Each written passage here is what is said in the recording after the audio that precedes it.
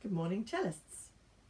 Well, in the last lesson I talked about diminished sevenths and fleeting instruction about their connection with dominant sevenths. Today we're going to look at some dominant sevenths, and I propose we look at ones that begin on each of our open strings, although when it comes to beginning on the A, we're going to take it down an octave. Okay, so the pattern for a dominant seventh, if we start with one on open D, because this is of course the dominant of our key in the suite that we're looking at, so a particularly useful one. So D major arpeggio, single octave, would be this. And to make it a dominant seventh, all we do is we add in the flattened seventh, which would be a C natural, before the top note.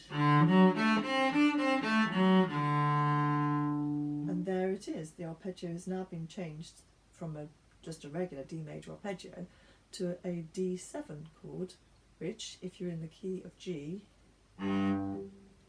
is the dominant. And we know it's a dominant of fifth above.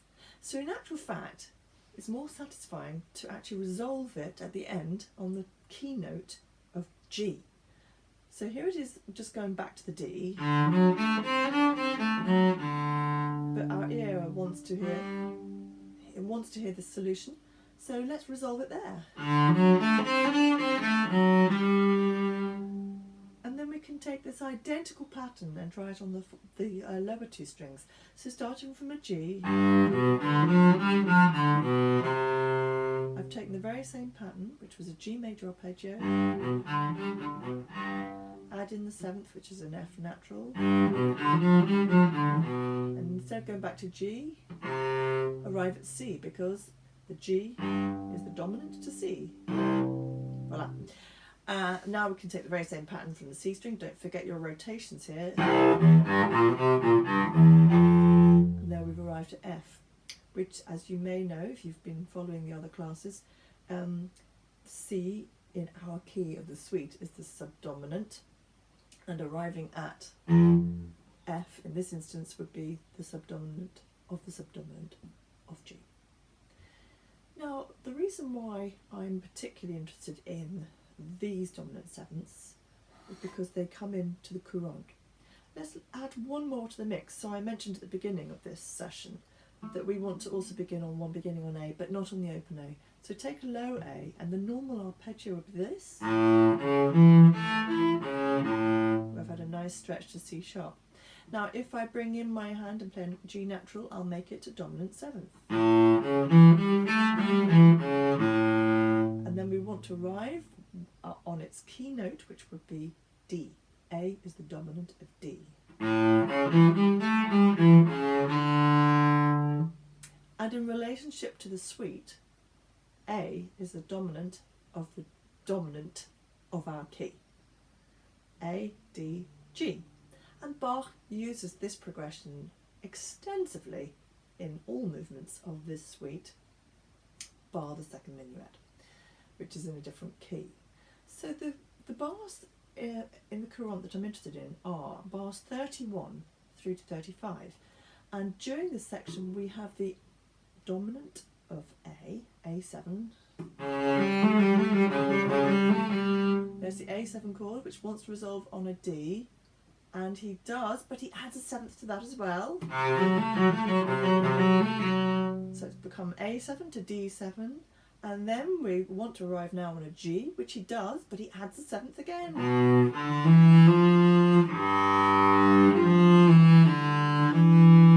And the implication is arriving at the subdominant C, although sneakily of Bach puts the F sharp back in. So we're going back to D7, but goes straight back through a subdominant chord.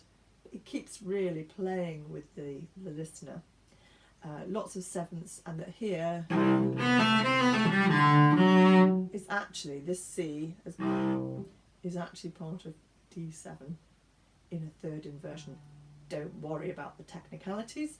The beauty of it is that the dominant sevenths I've shown you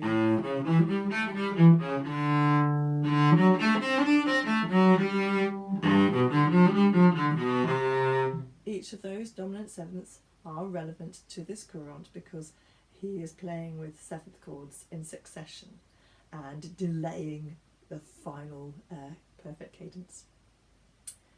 Right, there's something for you to think about. Now, let's move on to some other techniques. I just want to look at a bow pattern today, and this is to help us with bars 31 and 32, which are quite awkward to play. So ideally we want to take out the bow pattern, which is this.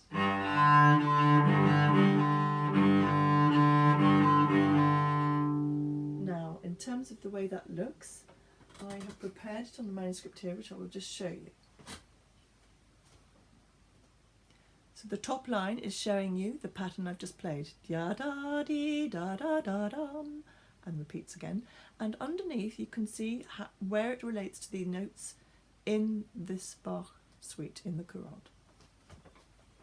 So I'll play you the pattern again, which is this.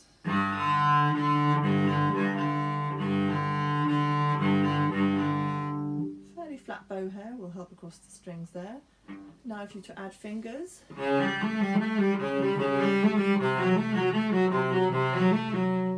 and if you practice the bow pattern first, it'll be a lot easier. Otherwise these bars could be a little bit of a struggle, a bit of a challenge. So do separate the two issues.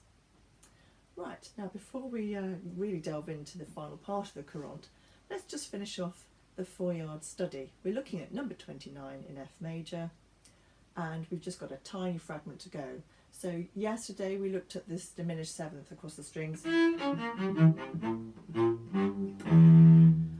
which was used within the study framework, and we'd arrived here at this G. So we'd had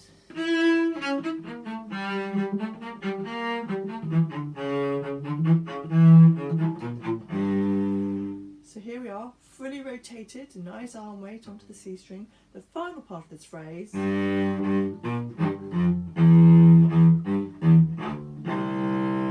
So in terms of the arm movement, just keeping a nice open underarm, drawing the elbow back as we go back into first position, keeping the rotation.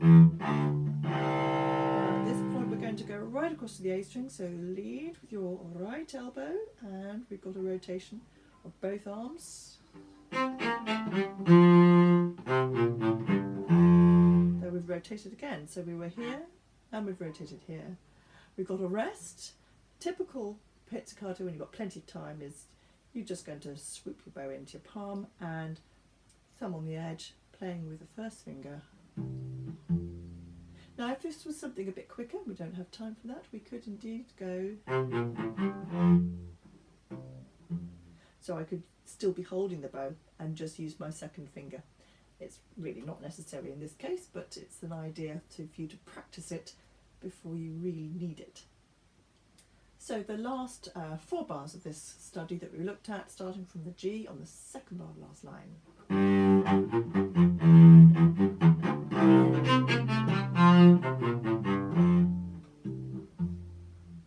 There it is. Very sweet and simple. Now let's get on finishing the Courante. So yesterday we got to bar 28 and we'd arrived at the relative minor at the bottom of the cello. And then with the following rising scale is exactly what we'd expect. It rises up to the resolution, whereas at a similar point at bar 8 in the first section it was a downward scale and then it had a displaced arrival leaping up an octave. This one's very, very predictable, which is kind of feels really easy and comfortable. And then with our similar bow stroke to before, using the strength of the little finger.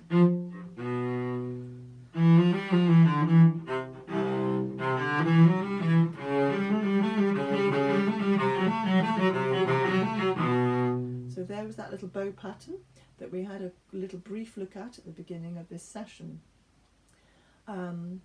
The other thing that's worth practicing and bearing in mind, slightly awkward, is a very quick jump of the first finger across the strings from 32 to 33. So we have,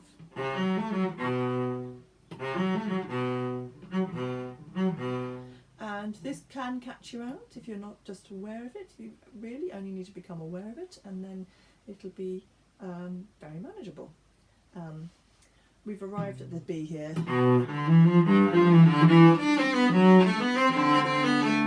this section, keep this upper arm fairly high, as if you're only playing on the A string.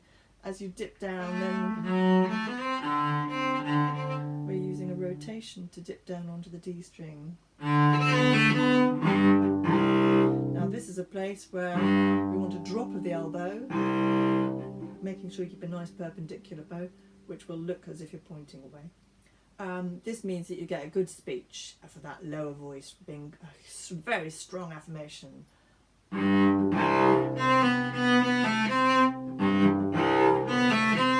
So again, with the elbow movement, we've arrived low. You'll need to raise from the elbow, lead from the elbow to get to the A string again. So we have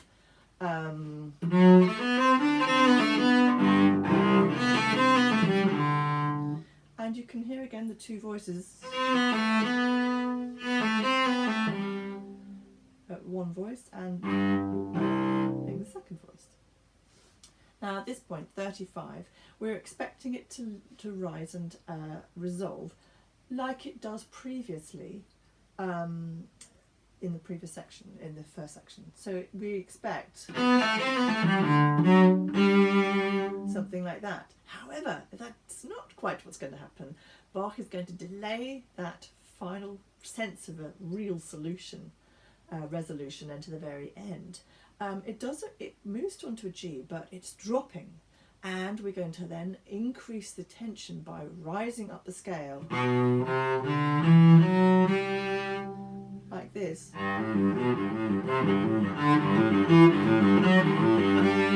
So that each of those upper notes on a fast bow stroke, up bow stroke, just as we did in the first section at bar 14. So there's this sense of just stepping back for a moment so you don't quite get the fulfillment you're waiting for. So from 35,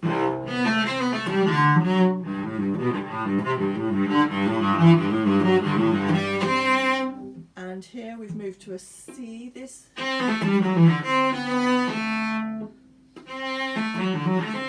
guess what? Yes, it's a dominant seventh. It's the D7 chords. This time we have a fractional change of bowing. In the first section, at a similar point at bar 16, we had like this. It's a slightly different material because Bach is still prolonging the final cadence, going from 38 to 39, and we need to get a down bow at 39, so we have a slight change in the bowing. We have, now instead of this being on and up, this final seventh, play on a small short down, trill on the up. So that at 39, which is the same material as bar 11, we have a strong down with the echo effect.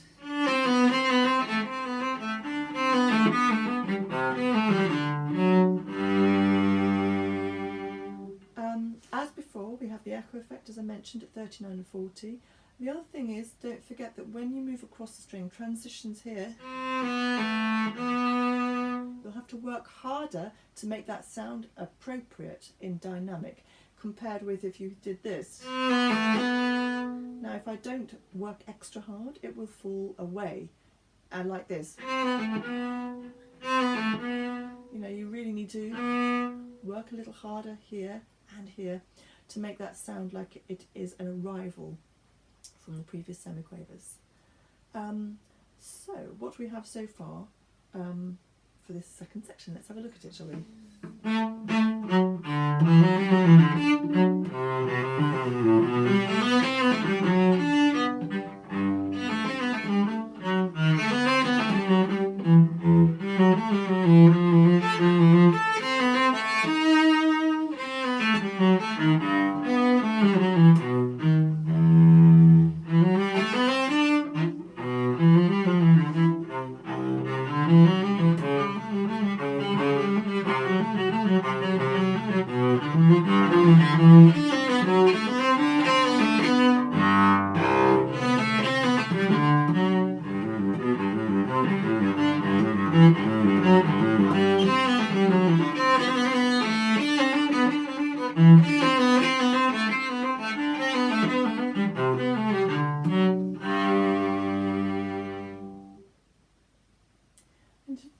note on that, you notice at the end here,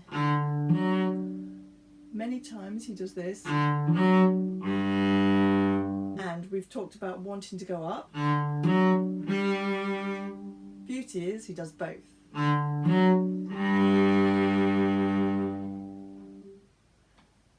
Enjoy your explorations of this final part of the Courante, and I look forward to further explorations of new movement next week.